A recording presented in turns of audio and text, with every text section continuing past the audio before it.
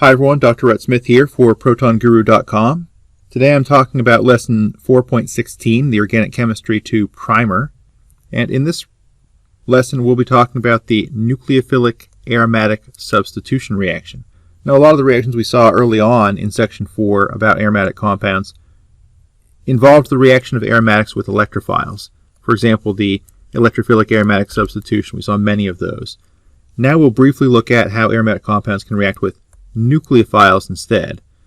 Arenes can react with nucleophiles by one particular mechanism we'll be talking about, and I will refer to this sometimes as the SNAr or SNAr reaction.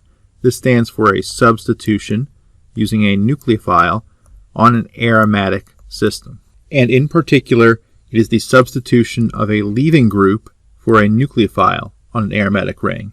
So the name being similar to SN1 or SN2 will kind of provide a helpful hint to you to remember it's replacing a leaving group with a nucleophile. Now there are some important structural requirements for the SNAr reaction to work. First, we're going to need a good leaving group. These are the same types of good leaving groups we learned about for SN1 and SN2 reactions. Generally, it's going to be a chlorine, a bromine, or an iodine. Secondly, we're going to need a strongly electron-withdrawing group on the aromatic ring. And generally this will be a nitro group for the examples I'm going to show you. Now if you think back to the electrophilic aromatic substitution reaction, you might say, well, I remember that these strongly electron withdrawing groups like nitro were really deactivating for electrophilic aromatic substitution reactions, right? So why are we using a deactivating group if we want a reaction to go? Well, a substituent that deactivates the benzene ring to electrophiles actually activates it to nucleophiles, right? A nucleophile and an electrophile are opposites. So the groups that are bad for electrophilic aromatic substitution are actually great for the nucleophilic aromatic substitution. Finally, that EWG electron withdrawing group that I just talked about up here must be ortho or para to the leaving group for the reaction to work. Right now, why do we need all these particular things for this reaction to work? Well, we have to look at the mechanism to figure that out. If, for example, we have this starting material, and we look at what happens if I add a nucleophile. So let's say that these X groups, let's just make them something specific, bromine. And let's say we have one equivalent of a nucleophile. So let's say, okay, for the nucleophile we're going to use hydroxide. All right, a good nucleophile and good leaving groups we've seen before.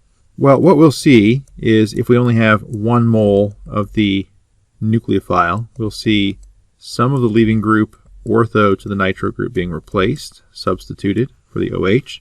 We'll see some of the para position being replaced. If I add more of the nucleophile, a second equivalent, I'll be able to replace that bromine, second bromine as well. All right, so we can replace one at a time, or I can say I'm going to add 2 of these and replace 2 leaving groups. Well, how is this mechanism going to work? Well, it's a 2-step process. First we have, of course, nucleophilic addition. Nucleophilic addition, you may remember from lesson 1.8 where we introduced these particular elementary steps of organic chemistry, is when a nucleophile attacks the partial plus end of a pi bond. So if you have a partial minus, partial plus, the nucleophile adds to the atom at the partial positive side and pushes the electrons up to the negative side. The second step of the SNAr reaction is nucleophilic elimination. And again, nucleophilic elimination is a reaction we learned in lesson 1.8. And for this type of reaction, there's generally an anionic site, and a lone pair on that anion gets pushed down to make a pi bond. And you have to have one of the groups leave, be eliminated. And it's nucleophilic elimination because when that Y group comes off, it's Y minus. So you might think of it as a nucleophile. Since our system is a little bit more complicated than one single bond like that, let's go through the mechanism for the nucleophilic aromatic substitution reaction specifically. Here I show our nucleophile attacking one of the carbons in this benzene ring. Well, it has to attack the same carbon that had the leaving group on it, just as if you're trying to do an SN2 reaction. But remember, SN2 reactions don't work on sp2 hybridized carbons, so it won't engage in the SN2 mechanism itself. Instead, it will push the pi bond away from that site. So the carbon that got attacked by the nucleophile still only has 4 bonds. You've pushed a lone pair onto this carbon. It used to be the pair of electrons that was this pi bond, right? Now it is this lone pair on the carbon. And we can draw additional resonance contributors as indicated here and here. And one of the important things that you see here is in this resonance contributor, when we push the nucleophile on here, I'm showing ortho to the nitro group, I can push the minus charge all the way around the ring, and now that strongly electron withdrawing nitro group can help stabilize that anion by pushing the minus charge out onto the oxygen, as indicated by this arrow. Right, that arrow says I push a negative charge onto that oxygen. The other oxygen was already negative. But in that way, I now have a compound that looks like this as one of its resonance contributors. So that shows you that when I do a nucleophilic attack ortho, that nitro group helps stabilize the intermediate. We can see the same type of thing when we do the para nucleophilic addition. So let's say I have a leaving group here, the nitro group para to it. We initially generate this anion.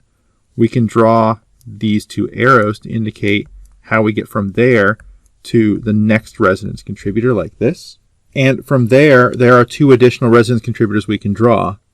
We can either push this lone pair this way, and that gets you to this case, or we can push the negative charge onto the nitro group. And if we were to do that, we would get a compound that looks like this, where the OH and the Br are still on there, and we've pushed the charge onto one of the oxygens of the nitro group. So now you see that you have the anion intermediate stabilized by the electron withdrawing group when we do para-nucleophilic addition as well. Not so if we attempt the meta-nucleophilic addition. You see we have the leaving group meta to the nitro group here. We try to start off doing the same thing we did with the other processes. Nucleophile attacks, pushes the minus charge into the adjacent carbon right here. Push that around the ring so it becomes here, and then we push it up to here. The anion is not stabilized by the electron withdrawing group, and carb anions, negative charges on carbons, are not very stable at all compared to minus charges on oxygen. And remember, when we had the para-nucleophilic addition, we had at least one resonance contributor we could push the minus charge onto the oxygen. Same for the ortho case, which I've already circled here. We can push the minus charge onto the oxygen. Now you can kind of see why I need a strongly electron withdrawing group to help stabilize the anion, because negative charges on carbons are difficult to stabilize. And you can also see a little bit about the regiochemical requirements of this. That electron withdrawing group has to be ortho or para so that it can stabilize that anionic intermediate. So all of that discussion only served to show why only the ortho or para SNAr reaction is viable. What about the leaving group leaving step? Well, the leaving group leaving step is easiest to illustrate when you consider the resonance contributor, the minus charge, is right beside the site where you originally attacked. Now the minus charge can push the bromine off. So that's not drawing another resonance contributor, that's breaking a sigma bond, right? We're breaking the Br-C bond. So instead of having a resonance arrow, I'm going to have a reaction arrow. Say, okay, if I did that, you'll see that I'm reestablishing the aromaticity, which makes that step very favorable. I'm pushing the most stable possible leaving group off. Br minus is much more stable than if I try to push OH minus off. So all the principles we kind of talked about the whole course come into play to figure out this would be your major product. And a lot of times you will be asked for the major organic product. Of course, Br minus is not organic. Of course, if we're talking about ortho-nucleophilic addition, so we just did the ortho addition of this OH, we get to this intermediate. We don't need to draw all the resonance contributors. We can just say we push the Br off. That would get us to our major product. Reestablished aromaticity. OH is here, NO2 is here. The Br minus, the leaving group, is pushed off. So you've got the aromatic compound. If you think about the SNAr reaction just in terms of starting material and final product, and don't think about all the intermediates, you'll see that you have an aromatic compound to start and to finish, and the major change that takes place is that the OH minus is now replaced by a Br minus being the anion. Br minus is much more stable than OH minus, so the overall reaction process is very favorable. So with all that preliminary work in mind, let's look at these different cases. Let's say I have this, and I have one equivalent of OH minus. You want to check to see what you have.